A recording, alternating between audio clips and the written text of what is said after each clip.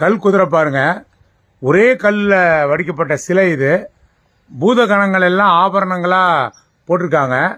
கீழே பீடத்திலெல்லாம் அழகான சிற்பக்கலை வேலைப்பாடுகள், மிக பிரம்மாண்டமாய் கம்பீரமாய் கலை அழகோட எவ்வளோ அழகா இந்த கல் குதிரை சிலை வடிக்கப்பட்டிருக்கு.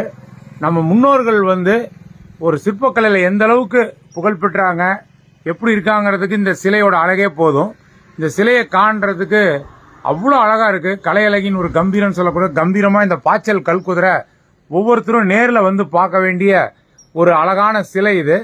இந்த சிலை சுற்றிலும் பாருங்க எவ்வளவு நுணுக்கமான சிற்பக்கலை வேலைப்பாடுகள்லாம் பண்ணியிருக்காங்க. கீழே பீடத்திலையும் பாருங்க. இதெல்லாம் நம்ம இந்த சிற்பக்கலையெல்லாம் நம்ம தமிழ்நாட்டினுடைய பெருமை.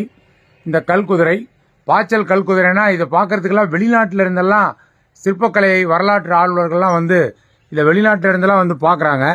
அவ்வளோ அற்புதமான ஒரு அழகான சிலை இந்த கல்குதிரை பாருங்க. இப்போ மிக பிரம்மாண்டமாக இதை பார்த்து ரசிக்கலாம். முன்னால் பாருங்க அந்த ஆபரணங்கள், ஒரு காவல் தெய்வம், இந்த கீழே இந்த நாகர்கள், இதெல்லாம் அழகாக வடிக்கப்பட்டிருக்குது. ரொம்ப அட்டகாசமான ஒரு சிற்பக்கலையினுடைய பெருமைக்கு சேர்க்கிற மாதிரி பார்க்கப்பட்டு எத்தனை ஒரு வேலைப்பாடுகள், அற்புதமான நுணுக்கமான வேலைப்பாடுகள்லாம் இந்த கல்குதிரையில் இருக்கு. பாய்ச்சல் கல்குதிரை அனைவரும் அவசியம் பார்த்து ரசிக்க வேண்டிய ஒரு சிலை இது.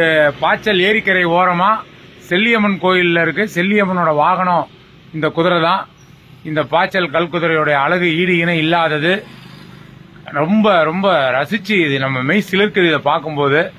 ஸோ அழகான இந்த பாய்ச்சல் கல்குதிரை சிலையை ஒரே கல்லில் வடிக்கப்பட்டு 10 அடிக்கு பிரம்மாண்டமாய் வேலைப்பாடோட 10 அடி உயரத்தில் கம்பீரமா நிற்கக்கூட இந்த குதிரை எவ்வளவோ கதைகளை, எவ்வளவோ வரலாற்று செய்திகளை தாங்கியபடி இந்த இடத்துல நின்று கொண்டிருக்கிறது ஆண்டாண்டு காலமாய். இதை நேரில் எல்லாரும் பார்த்து இந்த சிலையினோட அழகை ரசிங்க, இதனோட அழகில் மெய் மறங்க. இந்த சுற்றுலா வரவங்கலாம், நாமக்கல் வரவங்க தவறாம இங்கேயும் விசிட் பண்ணி இந்த கல்குதிரையை பார்த்து ரசிங்க. இப்ப நீங்க பார்த்துட்டு இருக்க சிற்பம் பாருங்க, சோழர் காலத்துல இருந்த ஒரு மிருகம் யாழின்னு சொல்லுவாங்க. அது யானையை தான் அடிச்சு வேட்டையாடி சாப்பிடும். அந்த யானையை யாழி மிருகம் வேட்டையாடுற சிற்பம் கல்குதிரை கீழே மிக அற்புதமாக செதுக்கப்பட்டிருக்கு. பீடத்திலையும் பாருங்க, ரொம்ப நுணுக்கமான வேலைப்பாடுகளோட மிக அழகா கம்பீரமா, அப்பா ரொம்ப பியூட்டிஃபுல், நல்ல ஒரு அருமையான ஒரு இது பியூட்டிஃபுல் ஹார்ஸ். இது சிற்பக்கலைக்கு ஒரு அற்புதமான தமிழர் சிற்பக்கலை பெருமைக்கு ஒரு எடுத்துக்காட்டு. கல் குதிரையின் முன்னால பாத்தீங்கன்னா ஒரு போர் வீரன் ஒரு சில சிறகு அழகா, அது அந்த குதிரையை ஓட்டக்கூடிய வீரனா கூட இருக்கலாம். பாருங்க குதிரையோட முன் அழகு. குதிரைனாலே சக்தின்னு அர்த்தம். நம்ம ஒரு மோட்டரை ஹார்ஸ் பவர்னு சொல்லிட்டு குதிரை சக்தின்னு தான் சொல்றோம். கோயில்ல சேலத்துல எல்லாம் பாத்தீங்கன்னா அம்மன் அழைச்சிட்டு வர்றது குதிரையில தான் அழைச்சிட்டு வருவாங்க. குதிரை சக்தியின் வடிவம்.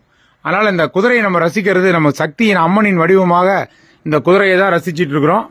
அழகான பாய்ச்சல் கல் குதிரையை இந்த வீடியோல நீங்க பாத்துட்டு இருக்கீங்க.